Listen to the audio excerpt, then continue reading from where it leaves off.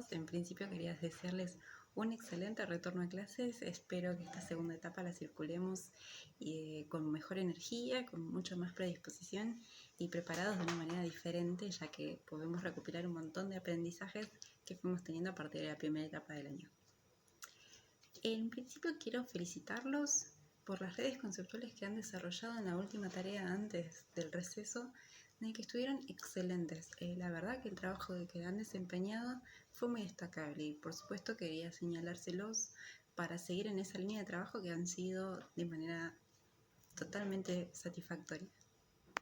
Como mencionábamos, el trabajo de la clase última antes del receso, estuvimos trabajando en la línea de la reproducción. Es decir, que nuestro tema central fue la reproducción. Estuvimos charlando de los distintos tipos, dijimos que existen dos formas, la reproducción sexual y la asexual, y nos estuvimos basando en eso. Obviamente que lo transcurrimos charlando sobre la reproducción en los animales, en las plantas, pero en esta oportunidad quiero destacar más que nada la reproducción sexual, ya que nosotros habíamos aclarado que este tipo de reproducción requiere sí o sí de la participación de células sexuales, que son la célula sexual femenina y la célula sexual masculina. Y a estas células las denominamos como gametas. Ahora, la idea de nuestro trabajo en esta segunda etapa es centrarnos puntualmente en lo que es una célula, cómo está constituida y cuál es su origen. Entonces, vamos a comenzar por responder la pregunta ¿qué es una célula? Seguramente recordarán de la primaria en que a la pregunta de qué es una célula la solemos responder con es la mínima porción de vida o la mínima cantidad de vida posible. Esto es totalmente correcto, es así, es una buena definición, ya que si no tenemos una célula no corresponde a un ser vivo. Y la porción mínima de vida, es decir, la forma de vida más pequeña que conseguimos hasta ahora en el estudio de la biología, es la célula. Entonces, sí podemos decir que la célula es la mínima porción de vida. Pero ¿qué cambia en esta definición? Es que es una definición que no es completa. Es decir, nos falta tener en cuenta un montón de aspectos más que hacen a una definición totalmente acertada acerca de la célula. Y esta definición está compuesta por los siguientes términos. Entonces, a la célula la definimos como la unidad anatómica, fisiológica y de origen de todo ser vivo. Ahora, ¿qué significan todos estos términos? Anatómica, fisiológica y de origen. Bien, cuando nos referimos a la anatomía de algo, de un objeto o de un cuerpo, nos referimos a cómo está constituido. Es decir, la anatomía es lo que le da forma a un organismo.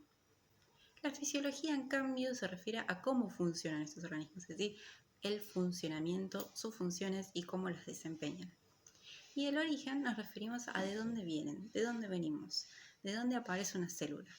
Entonces, tenemos que tener en cuenta que todo ser vivo está compuesto por células, requiere las células con un funcionamiento puntual y que pueden originarse únicamente de otras células. Entonces, siempre cuando hablamos de una definición de célula, indicamos que es la unidad anatómica, fisiológica y de origen de todos los seres vivos.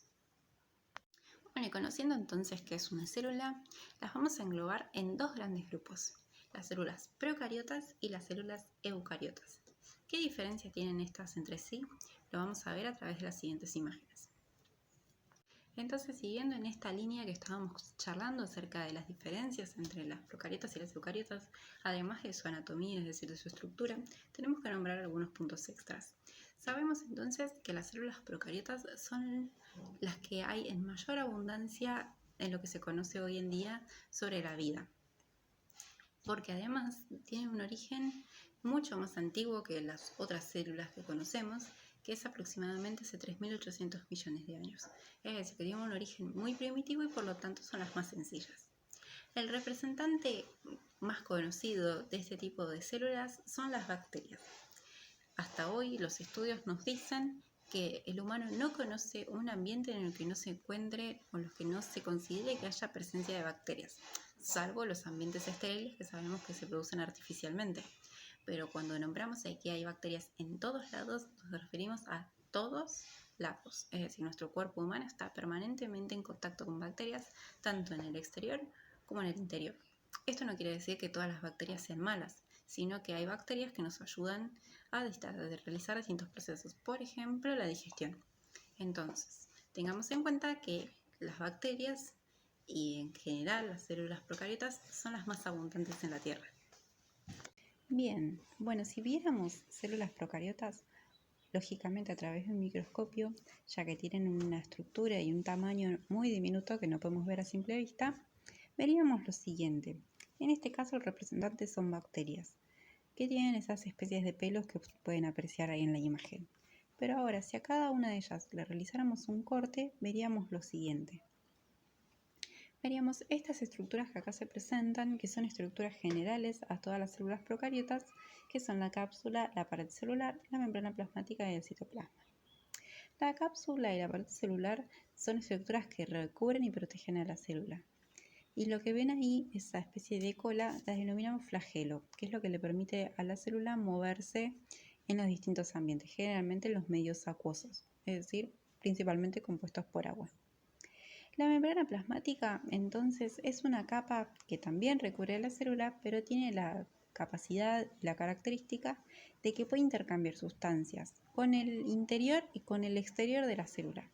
Es decir, que las células tienen la capacidad de dejar entrar y salir distintas sustancias que las ayuden y que colaboren a realizar el metabolismo de cada una. Por ejemplo, la nutrición, la respiración y demás. El citoplasma que ven ahí en el interior es un medio, una especie de gelatina, que es donde van a estar las distintas sustancias. Y una de esas que ven ahí, especie de rulo, va a ser el ADN, es decir, es la molécula que contiene la información genética de una célula, es decir, tiene la información de todo lo que debe hacer una célula y cómo se debe conformar.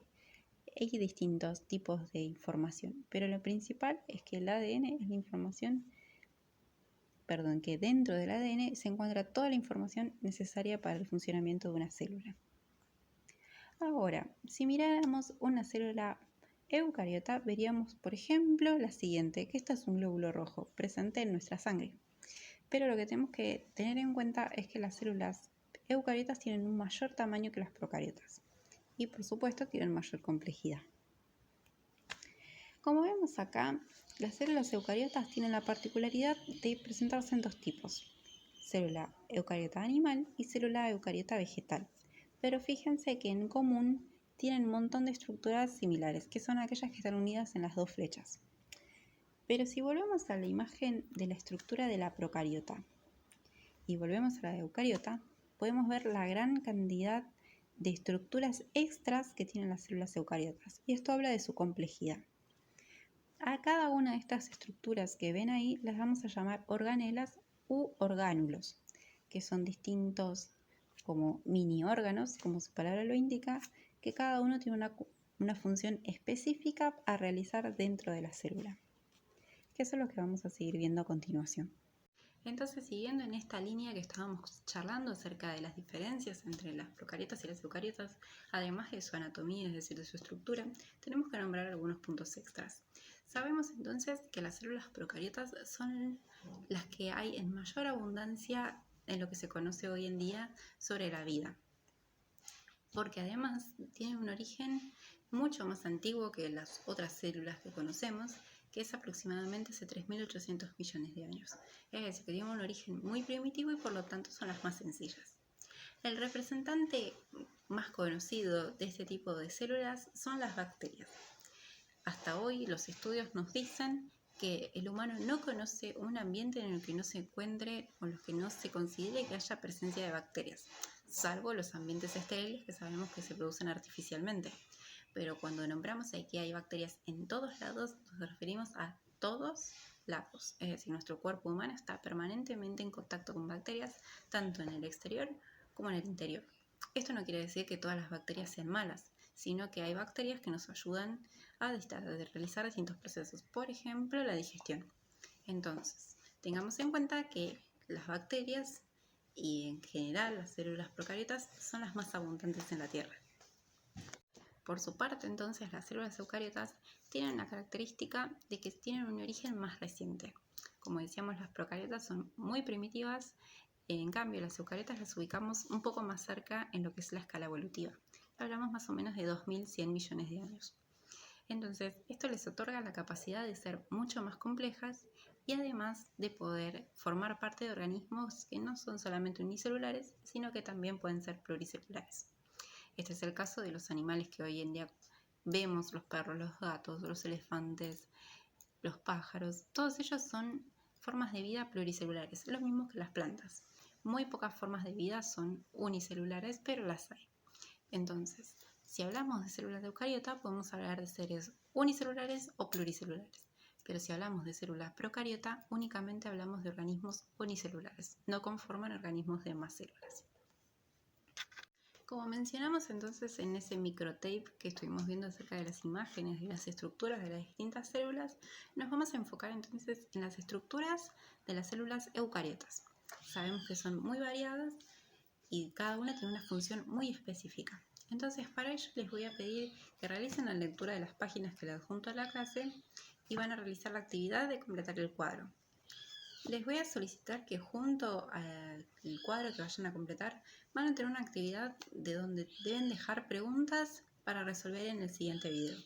La idea de esto es hacer un trabajo más interactivo en el que ustedes me dejen sus dudas para poder responderlas en el siguiente trabajo y así vamos realizando un enlace entre clase y clase. Así que bueno, espero sus participaciones y les abro obviamente la puerta en el espacio de Instagram para que también realicen las consultas allí por realizar las devoluciones mucho más rápido. Así que si me escriben por ahí, al poder mandar audios y demás, van a recibir o voy a poder responderles de manera más rápida. Así que bueno, les mando un beso y nos vemos la próxima semana.